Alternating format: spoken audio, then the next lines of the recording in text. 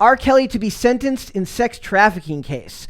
I know. So the main reason this came up to me was this his story and his like issues will come up every so often, but I see almost no press or anyone really cover it outside of like blurbs in articles. And that's really what this is they break down the basics of this case. But the issue here is that we just had the fiasco of Amber Heard and Johnny Depp, and we also had Ghislaine, you have to say it pretentiously, Ghislaine Maxwell in the sentencing for that. And people who watch this show are likely to have more than enough to say about that, and they're going to be following that closely. But in general, they're not talking about it, not heavily. So let's just go through first what happened with R. Kelly, and we will go from there. So it says, we got a super chat right there right away, and we got to make sure thank you. Thank you. Oh my gosh. Oh no, we got to put money in the money dispenser. How else are we going to get distracted? That was a good one, wasn't it? That was good. All right. So it says, R. Kelly has been behind bars for nearly 3 years and won't get out anytime soon. The Grammy Award-winning 55-year-old singer faces decades in prison ahead of his Wednesday sentencing. So the sentencing would be today. Mm-hmm. But basically the idea here is he could get anywhere from 10 years on the low end to life in prison, given the fact that what he's being accused of is what he was convicted of is absolutely heinous. And basically the idea here is he got convicted on all 9 counts of what he was charged for. The first one being racketeering, and then the other 8 being violations of the Mann Act, which, as we know, we can get into the definition, but we talked about it a lot when we got into talking about Elvis and things with Priscilla Presley, but we'll get down to that. So it says in September 2021, the R&B singer was found guilty on all 9 counts. With the single racketeering count was there were 14 individual acts, including bribery, kidnapping, and forced labor. Wow. The idea here is, like, when you think of racketeering, you think of like organized crime. Yeah. And the idea here is that because he was a famous person with a lot of people working for him, be it record labels, assistants, that it constituted a criminal enterprise that allowed his behavior to continue, that nobody did anything to stop it. Do his allegations go beyond just what he's being sentenced for? And not allegations, charges. He's actually got are there like allegations beyond just what he's been charged with? Well, there's also the fact that there 5 women testified of the 6 that were brought up in the case, and one of them that couldn't testify was Aaliyah, because Aaliyah passed away. Right. Thank you. Because Aaliyah passed away, however many years ago. Also, she would have been Beyonce if she hadn't passed away. I am firmly of that belief. Wait, really? Oh yeah. Is this a conspiracy theory? No, you're too young to understand how much of an impact Aaliyah made on society at that time. So it says a federal anti-sex trafficking law this is about the Mann Act now. It says criminalizes the transportation of any woman or girl for the purpose of prostitution or debauchery for any other immoral purpose. I do have to wonder, like, where what about the poor boys that are being trafficked for immoral purposes, which is what always comes to my mind when I see that. And it says, isn't racketeering typically to do with organized crime? And they say yes. It says the government argued that Kelly used manipulation, threats, and physical abuse to dominate his victims and his inner circle, serviced as enablers for his criminal conduct, which while he ran his criminal enterprise. Kelly and his organization used the singer's fame to entrap women, girls, and boys. So it says 11 accusers, 9 women and 2 men testified at the trial. 6 were minors when the alleged abuse took place. The criminal charges hinged on the accusations relating to 6 women, 5 of whom testified, the 6th of whom was Aaliyah, who died in a plane crash in 2001. So it says, now if everybody remembers, there was like a sham wedding between her and R. Kelly, like when she was underage.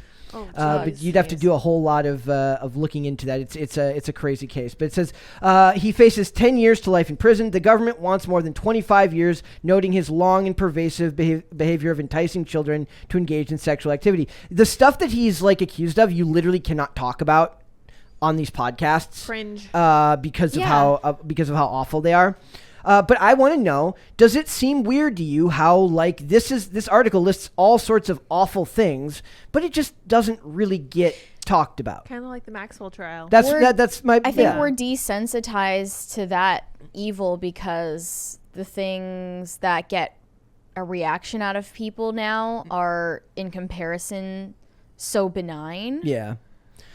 Also, I wonder if maybe it's just literally we're just really, like, short attention span. Yes. Like, this is old, so nobody cares. Oh, for sure. Does that make sense? Like, am I not giving us enough credit? So.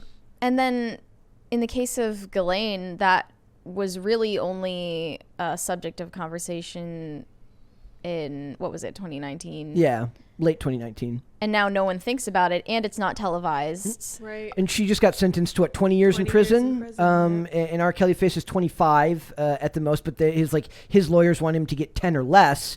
But still, nobody's I think part of it is also that the media is afraid to report on those. Like, you are free to report about Johnny Depp and Amber Heard because there's, however serious it may be, they don't feel like they're at risk for talking about it. Whereas we know that one time, that one reporter talked about having a story about can we say his name anymore? Can Epstein be talked about? So. Okay, there was and they killed that story just because they didn't want him to talk about it. So it bothers me when people talk about the concept of justice and being really, really angered by these acts, but it's always on the terms of whatever the public finds fashionable at that time. I suppose if we have to compare them, the Depp Heard trial was less serious. The stakes were lower. Yeah.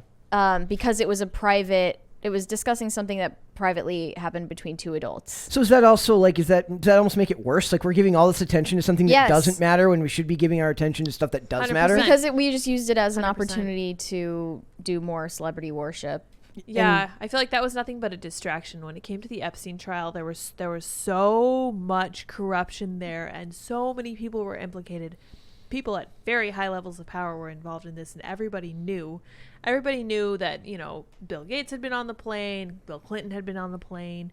This stuff is sketchy, shady as heck, as they say, and that I think was part of the reason that we couldn't really get into it. Even now, we put up that video about Ghislaine Maxwell being sentenced, and YouTube tried to demonetize it at first.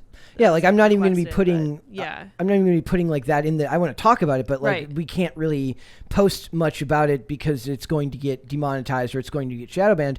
I also think it's interesting that he got R. Kelly's he's filing an appeal before sentencing, and his new lawyer Jennifer Bongine is the one who got Bill Cosby out of prison. Oh wow! Which is terrifying to think that he could one day get out. Interesting. Which is super scary. Shady. And he has another trial coming out for child endangerment. Child illicit material images. So it just kind of, the fact that nobody cares to me, that the article had I go to an article, we're judging by our when we talk about how Yahoo comments are what they are, we like Yahoo comments. I was going through these articles, and anything with Amber Heard, there's 5,000 comments on it. Yeah. I go to this one, and there was a couple. There might be more now, but there wasn't really all that many. I mean, is that speaking to how easily we are swayed by the media, or is that about what people are interested in paying for bots to talk about? I without proof, I guess that it's bots. Then, I know throughout the Johnny Depp Amber Heard trial, I was seeing a tweet here or there that was hey, by the way, while everyone is still distracted with this highly publicized televised trial, slip it in under. What are they getting away with? This is happening. Yeah. Look at what they're getting away with right under your nose. Yep. But then that's not getting covered by any of the mainstream media. That's just Twitter. So and as we said, Twitter is not real. That's right. So is it just that the media is terrified to talk about the stuff that matters?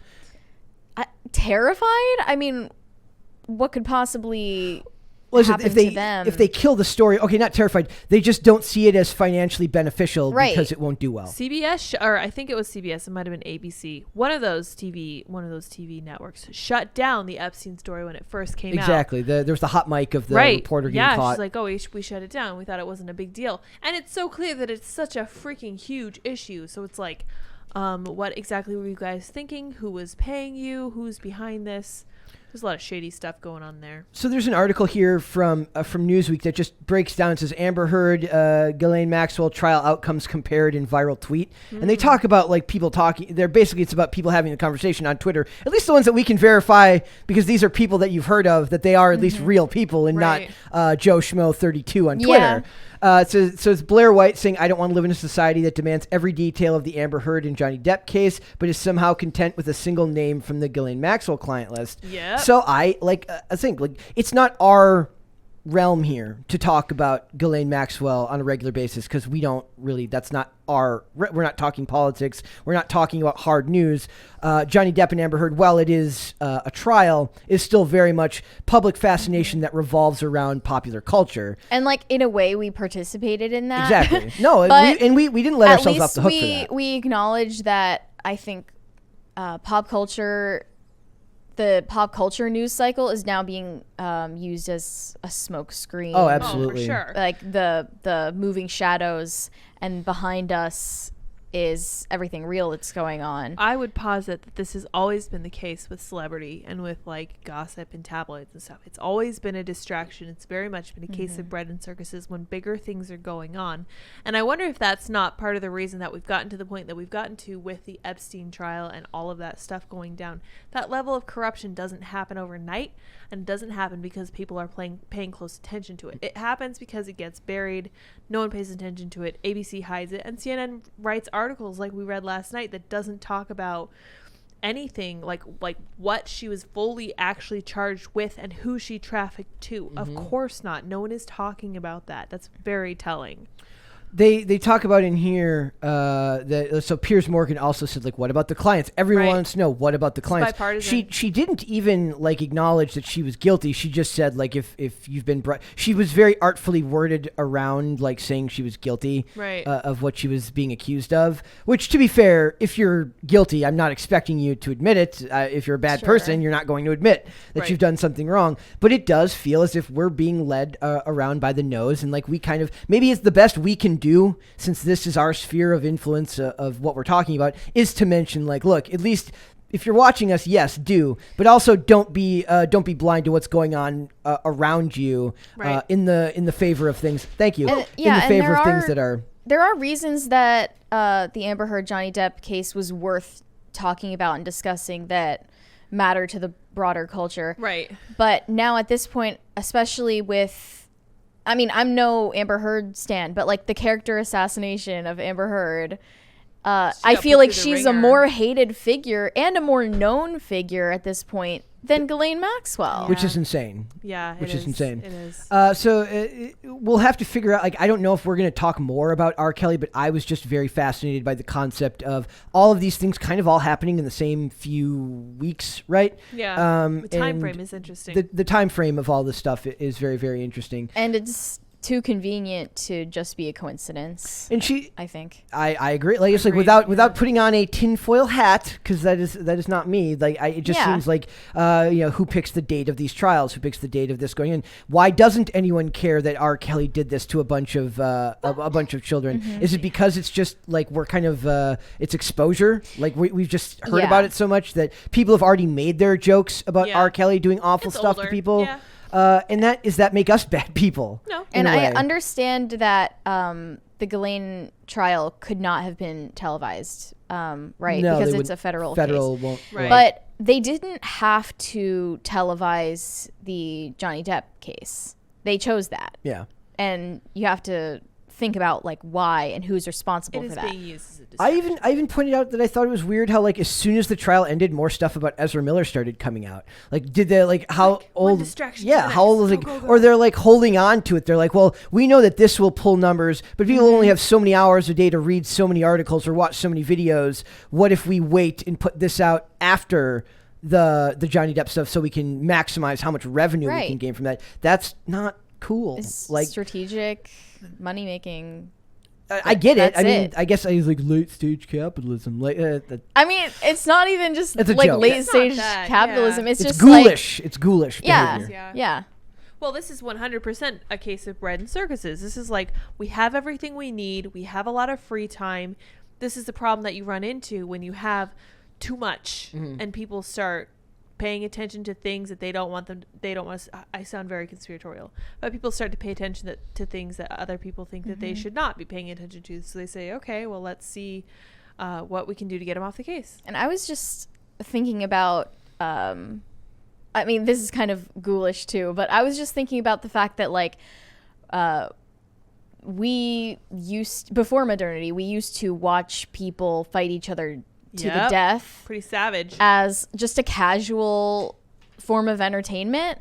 And people would like to believe that we're somehow more sophisticated or ethical than we were then, but that is not the case. We're the exact same. Yeah. It's just the appearances and all the dressings of our life that have changed. You could almost say that we're worse now, because at least at that time they had to force themselves to watch it in person. Now you just get to do it from a computer screen. Yeah. That's even worse in my opinion. You don't even like. That's a pretty common theme in a lot of movies. Is like somebody who has the if you take a life in person, that's a lot different than somebody who they do that a lot when they talk about like drone strikes versus actual combat. Like it's a lot different to do that from a distance from a computer screen. And it influences your decision making. Exactly. So I don't know if this is if we'll see him get 25 years, but I'm guessing that even with his the lawyer from Bill Cosby, that he'll get quite a long sentence. But even if he was to get off on certain parts of that, he will still end up facing the trial for the illicit child images, which is just horrible. Yeah. So I wanted to get the very depressing and more conspiratorial stuff out of it. It wasn't conspiratorial. We were just asking questions about why perfectly reasonable questions. Yeah, for sure. About why things happen in the order that they do. Is it really a distraction? And I guess we can't really know the answer to that question, but we can try to pay closer attention. I think it's worth bringing it up for our sanity. And ask the people that watch, if you watch us, to also, I mean, I don't think we have to say that to anybody who watches this show. I think most of the people that would watch this show understand that a lot of this is like, I harp on the idea that of the people who say that this stuff doesn't matter, because it absolutely does matter, because whether you like it or not, the famous people that the famous people that we don't care about are still going to be the people that influence the next generation of people. Yep. So you can't pass it off as unimportant. You do need to care, and you do need to talk about it, which I think why what you guys are doing here is important at the end of the day. We had some super chats. Woo. Yes, we did. Goofer Trooper said, so bring back gladiator combat? I don't know if gladiatorial? That's gladiatorial. Is that really that's a word? A word, wow. That is. Bad App said they should reboot the client list and make it about Epstein. Oh man, I wonder if Jennifer Love Hewitt would come back for that. That would be Probably interesting. Not. I don't think any of those actors in Hollywood come back for that. There's too much going on there. If I remember, she turned out fairly normal. Okay, she's still I don't know. I could be misrepresenting that. Right. JD said, tell Tim we need pop culture chicken shirts. Also, hi, Base Linda. Oh, Base Linda. Oh, cool. Who's Upgrade. Linda? I don't know. I don't know. Vanguard. Dave. Vanguard N7E335 said, Lydia, tell Tim we need pop culture crisis after dark. Oh, interesting. For the website only, it would have to be. Yeah. Yes. Yeah, we were talking about like live reacting to things. That'd be fun. Watch parties. We have a bunch of different ideas. So. Thanks for watching this clip, guys. If you want to see full episodes or follow us on social media, links are in the description below. Bye.